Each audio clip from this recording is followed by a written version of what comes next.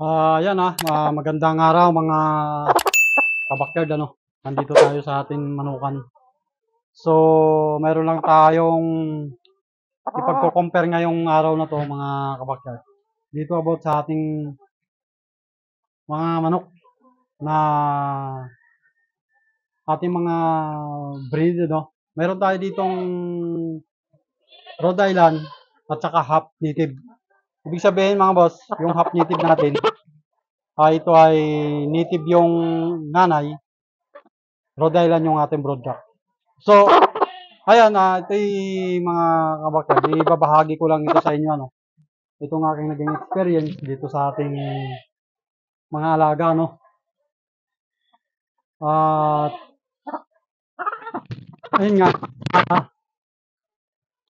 nung kahapon kasi, nagpunta tayo doon sa isang bayan dito sa San Balis, na doon may mga, ibig sabihin, nagbenta tayo ng manok. So, ang dinala natin mga kabakyard ng mga manok ay itong Rhode Island natin, ano. Meron tayo ditong, ito kasi puro mga lalaki. Kaya naisipan kong magbenta para may pambili tayo ng patuka.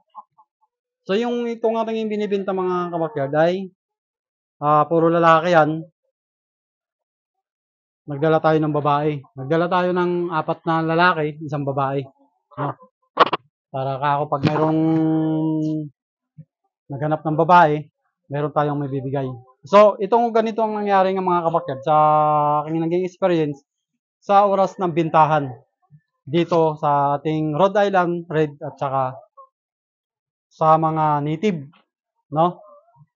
About dito sa mga ano kabakyard, about dito sa mga difference.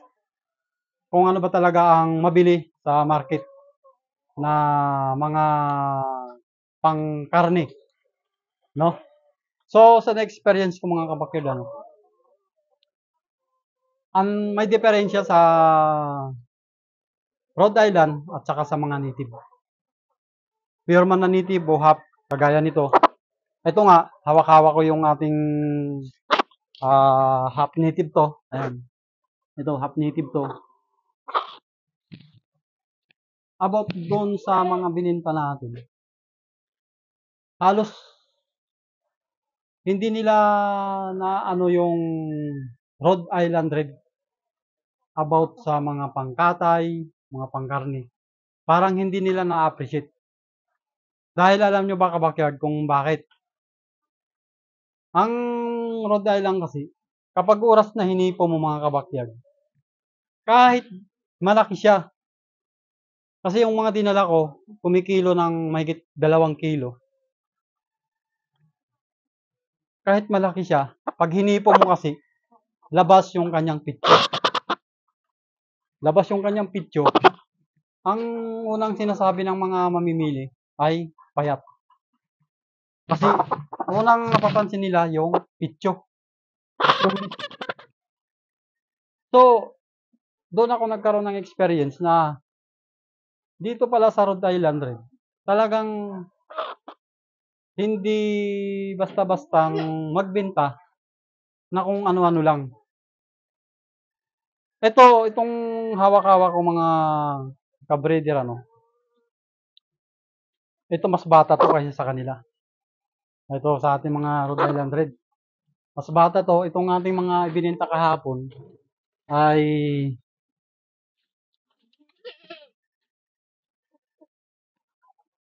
ayan. Wala kasi tayong ano, manghuhuli lang tayo. Laki ng diferensya mga kabakyard. Yung ating Rhode Island Red, ang tulis ng kanyang pityo. Kaya pagdating sa market, parang inaayawan. Kasi nasasabi nila lagi ay payat. Kasi matulis ang pityo. Hindi kagaya ng mga native, kahit bata pa siya, hubog ang katawan, wala kang ganong mahihipo na pityo.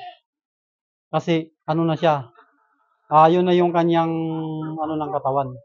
Hindi kasi kagaya ng Rhode Island Red. Kapag ganitong mga edad pa lang, mga 8 months, buka yung katawan niya pero naiiwan ang kanyang dibdib. Kaya pag hinipo mo, sinasabi ng mga mamimili, payat. Kahit 4 kilo natin, siyempre pag 4 kilo natin yan, hihipuin pa rin nila yan. Sasabihin nila payat. Kaya doon ako nagkaroon ng experience na dito pala sa Rhode Island Red, hindi mo pala mababastang magbibenta ito ng pang-karne sa mga palengke. Kasi ito yung kanilang nakikita, no? Nakikita nila lagi yung sa katawan. Hindi kagaya ng native, kahit man maliit siya at bilog ang katawan, good sa mamimili. Kasi ang inano nila yung katawan. Wala silang nahihipong matulis na pitso. Kaya doon ko lang na experience na pagdating pala sa karniyan, mababa pala yung ano ng Rhode Island kaysa native. Kasi karamihan na hinahanap nila o tinatanong, ano ba yan? Native. Pag sinabi mo, hindi po, Rhode Island po. Or heritage na ano. Parang hindi nila ina-appreciate na pangkarne dito sa ating Rhode Island Red. Kaya dito pala sa ating pagmamanukan ano, pagbibreed ano. Ang Rhode Island Red ay mataas lang siya sa production ng pang-itlog. Pero about dito sa mga pangkarne, parang mababa siya. Parang ang hirap niya ibenta sa market pagdating sa pangkarne. Yan lang ang tangi kong na-experience ano, mga ka-breeder dito sa aking mga alaga. So, itong Rhode Island pala, meron naman din tayo dito mga magugulang na kasi kailangan mo pala talaga ito pagulangin. Yung mga ganito kalalaki, ayan, ito isasauli ko na ito mga ka-breeder kasi ito.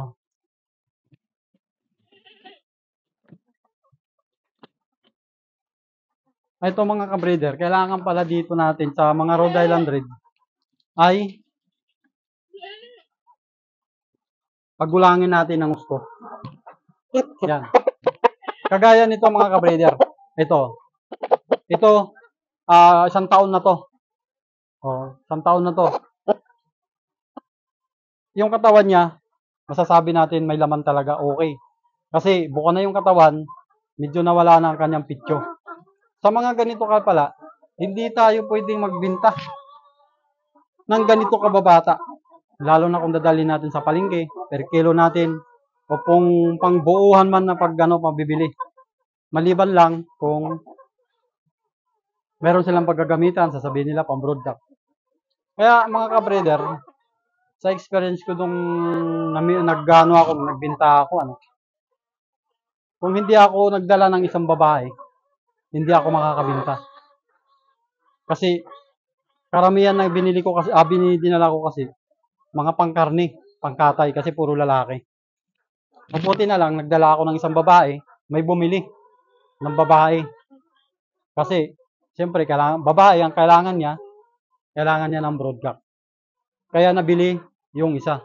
Kaya nakabenta lang tayo ng dalawa. Yung dala natin mga ka-breeder na 5, dalawa lang ang nabenta natin, isang lalaki at saka isang babae. Dahil natangay lang doon siya sa isang babae dahil gagawin nga daw niya pampalahi. So ibig sabihin pala, kung hindi tayo nagdala ng babae, hindi tayo makakabenta. Kasi nga doon sa sistema ng katawan ng ating mga manok na ganito pala, kapag ganito palang kababata pala yung ating mga Rhode Island, mahina sa bintahan sa palengke. Kasi gawa nga po ng pag hinipo mo ay matulis ang kanyang pitso.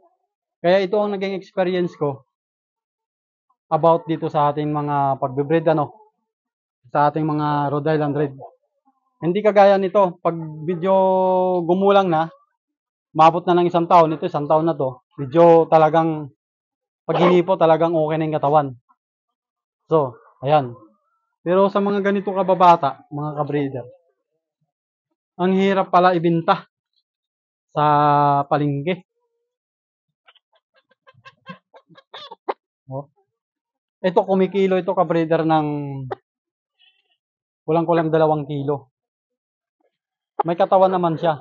Pero ang una kasi nila napapansin, kaya nila na sinasabi na payat. Dahil, nakakapa pa rin nila mga ka-breeder yung pityo na matulis.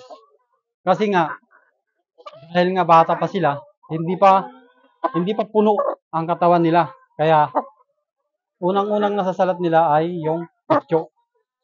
Kaya nasasabi nilang payat.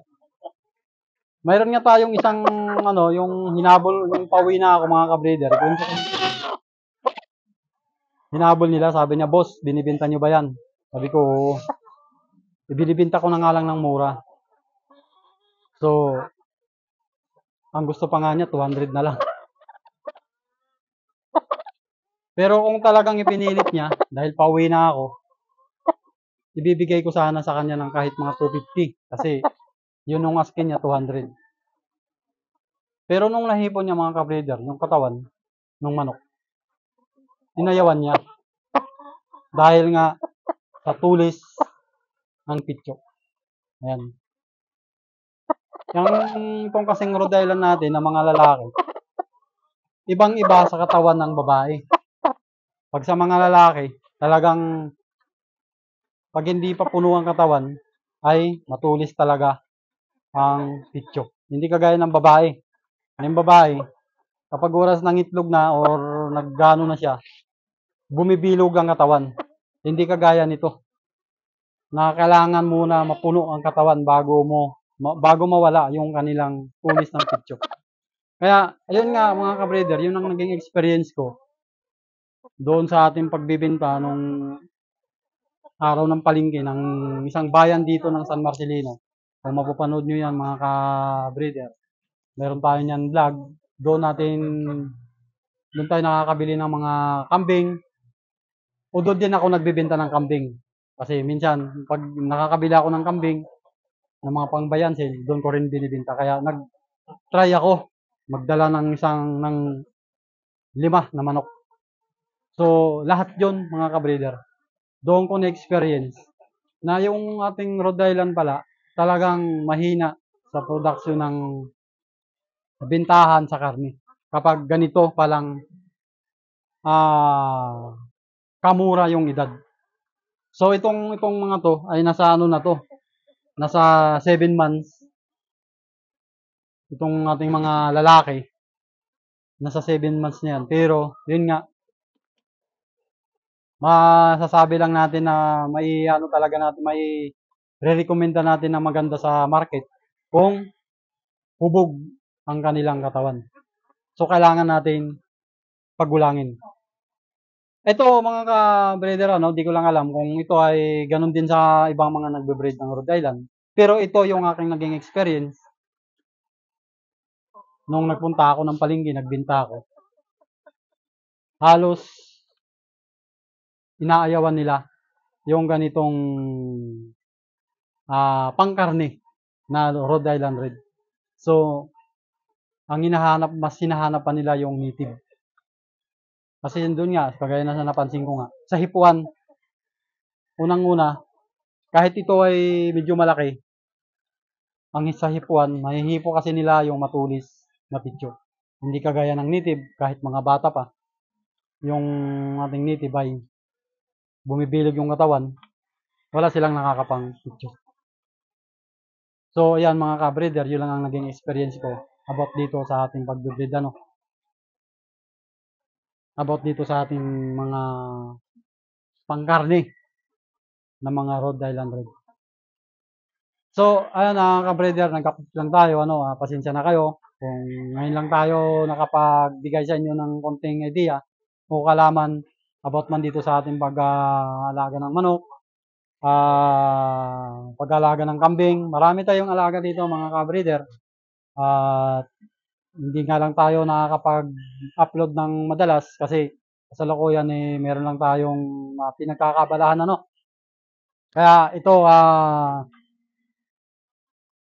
nag-update lang ako dahil yun nga yung naging experience ko nung nagbenta tayo ng ating pangkarne na mga Rhode Island Red. So ayan mga ka-breeder, sana'y magkaroon tayo ng konting idea kung anong gagawin natin dito about kung mayroon tayong mga ganito. O di ko lang alam kung ganyan din ang nangyayari sa iba. Pero ito sa akin, ito yung naging experience ko nung nagbenta tayo ng mga Rhode Island Red na pangkarne sa palengke. So ayan mga ka-breeder, sana ay nagkaroon tayo ng konting experience, idea, o ano man. Ako'y nagpapasalamat sa inyong panonood. Hanggang sa muli, abangan nyo ulit yung ating iba-iba pang update dito sa ating mga alaga. Maraming salamat. God bless.